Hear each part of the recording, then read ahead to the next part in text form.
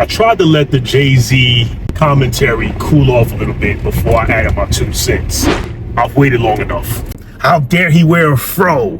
What? Your richest people in the world are walking around here in sandals and cargo shorts with Hawaiian t-shirts and driving Kias. Do you want him to wear chrome jeans at 60 years old? I'm noticing an uptick in slander towards Jay-Z. And I'm not talking about Jay-Z the man. I'm no fan of Jay-Z, the person behind the scenes, just from the surface of some of the things I've become privy to over the years. Let's take it back about 30 plus years ago when New York City rap was dominated by the likes of Biggie and Nas and Wu-Tang, the Lost Boys, Mobb Deep, LL Cool J. 1996, no one was listening to Jay-Z. Reasonable Doubt came out that fall. I bought the cassette tape. I still have it to this day, and it was one of my all-time favorite albums. Still gonna fast forward a couple years after that, 1998. Summer of 98. We had DMX making noise. We had Jay-Z making noise. We had the whole Bad Boy era making noise, okay? Jay-Z, once that Hard Knock Life song came out, the Annie soundtrack, Jay-Z, you can feel the pivot, the shift in New York City rap. And Jay-Z was at the forefront behind Bad Boy. He was right there in DMX. So if I had to go back in my time machine, 1998, you had Jay, you had in no particular order, you had Jay, you had DMX, you had Bad Boy. Jay-Z had an impeccable run from 98 to, let's say, the Black Album. So 05-ish. A 7-year run. Anyone who wants to dispute that, just go back in history. So I get it. People are trying to figure out why he's going at Drake and why he's going at Nicki Minaj, or why is he going at Dame Dash, or why is he going at Oschino and Tory Lane's dad. These are all people that pretty much took pot shots at him over the years, and he's just responding. He's just responding. And again, I preface this with the following. I am no Jay-Z apologist. I am a fan of his music. But I'm just not understanding where the hate's coming from in New York City. Jay-Z had New York City in a chokehold. For those of us who didn't like Jay, it was mainly because you were a Nas fan or you were a DMX fan. I'm not talking about anybody else on the other coast. I don't expect anybody from the West Coast or from the South to like Jay-Z. That just wasn't the thing. Everybody was regional back in the 90s. So if you were in New York City, you typically listened to New York City artists or East Coast artists. I was a little more broader with my listening. I was an Outkast guy in 95 and 96. You know, I was a fan of a lot of Southern music and West Coast music, but Jay was at the top of my list from 98 on. 95 and 96, it was Biggie and LL Cool J. Those are the two guys I listened to the most. 95 and 96, Biggie, LL, Lost Boys. From 98 on, it was Jay. It was anybody from Rockefeller, even Bleak. I was willing to listen to Bleak because I knew I was going to get a Jay feature. But it was Rockefeller, it was Rough Riders, maybe Murder Inc. There you go. That was your late 90s, early 2000s New York City scene. Nas was in and out because of, personal issues and just whatever he was going through. But those were the guys you listened to. When you bought a K-Slay mixtape, when you bought a Funk Flex mixtape, when you bought a DJ Clue mixtape, I don't know about you guys who might be delusional or in denial, but the first artist I looked for was Jay. And Cameron was second. Always. And how can I forget Mobb Deep, one of my favorite all-time groups? I don't want to hear anyone say that Jay-Z didn't have a good run. He did. Yeah, we know what DMX did record sales-wise. Did a great job. But for those of us who wanted lyrical content, a little swag in our music, a little, type of talk in the music, a little hustle talk, Jay was the go-to. Whether you believed him or not, whether he lived that life or not, that was irrelevant. Jay was a go-to, and I just don't get the slander. People who are uninformed or misinformed don't understand lock culture. Locks, I've had locks 3 times in my life. This is my 3rd go around. You can comb out locks. There's tutorials on YouTube. There's been tutorials on YouTube for almost 15, 20 years. People comb out locks. You lose a lot of hair, but you can have a fro. Not saying that's what Jay did, but he could have done it. It's not inconceivable. People, he's wearing a wig. Oh, those aren't real. When did the slander come? Is it because he had wigs? Is it because he's on the Epstein list? Is it because he's with Beyonce and he met her at a young age? When did the slander begin? Because when he was talking about auto-tune rap being trash in the early 2010s, everybody jumped aboard. When he said clean up and wear a button up and all that stuff, everybody started wearing button ups and cufflinks.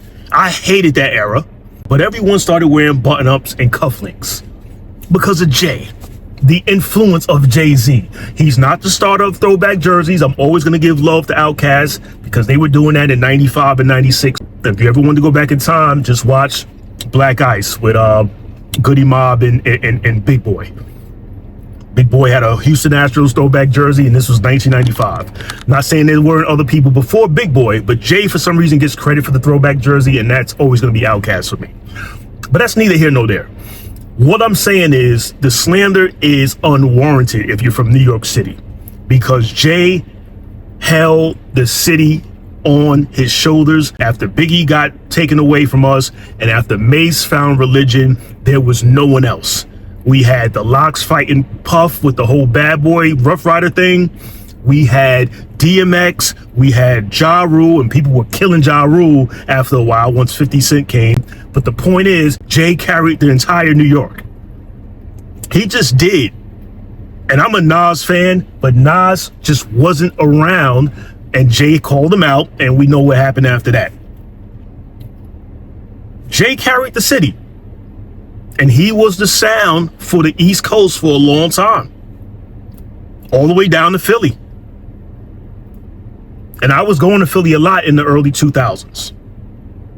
Jay was on the radio. Now, a lot of the Philly boys were too, Beanie and Gilly, Major Figures and all that stuff. Philly's Most Wanted, some of my favorite groups. But these guys were all trying to sign to Rockefeller. So the slander is just weird to me. Like, his freestyle was a little meh in comparison to things that we've heard in the past. But it's Jay-Z, and we know his pen game is top tier. And for us to now be in denial because he's wearing a fro and looks like Eazy-E, that's unfair. That's unfair. And I hate to be a Jay-Z apologist because, like I said, I've never benefited from Jay-Z ever in my life. But musically, I'm not going to sit up here and pretend he's like the worst thing out now. How dare he wear a fro?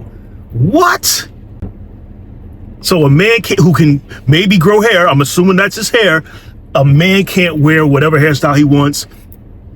Does he have to worry about his swag at 58 years old or whatever he is? Is that really important to worry about swag at this stage when you're supposedly worth billions? I don't even get into people's pockets, but when you're worth money, who cares? Your richest people in the world are walking around here in sandals and cargo shorts with Hawaiian t-shirts and driving Kias. So Jay can't channel his inner Bone Thugs or Eazy-E? That's a crime? He can't wear wigs. He has to wear locks the way everyone else does. Who cares how he looks with them? That's what he wanted to do. If that was his homage to, Basquiat, good for him. But the slander is unwarranted. And for people to act like New York City wasn't on Jay's you-know-what for a good decade or more, you're bogus. If you're in my age range and you grew up in the mid to late 90s in New York City, which was like the pinnacle of rap, late 90s, early 2000s.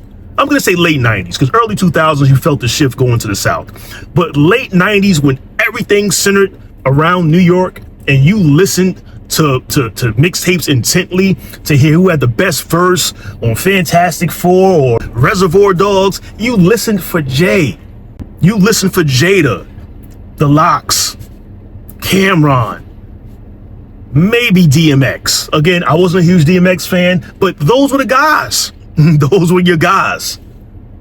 And I get it. That was eons ago, and I don't expect anybody from the Gen Z generation to understand it, to comprehend it.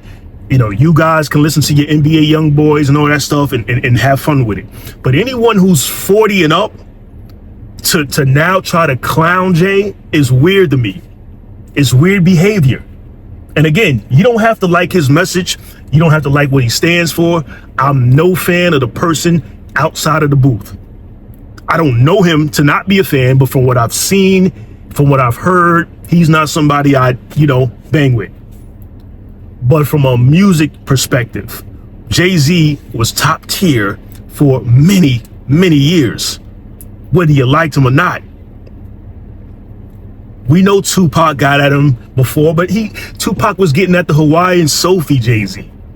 Unfortunately, Tupac wasn't around to see Jay-Z, flip metaphors and entendres and, and all that stuff. Because that would have been an awesome battle to get peak Jay versus peak Tupac. And we get it. We know Jay stole everybody's style, and we get it. I'm a young Chris fan, and I said it from day one. Why did Jay take this dude's flow? I used to hate it. Because I was a big young Chris guy. Still am.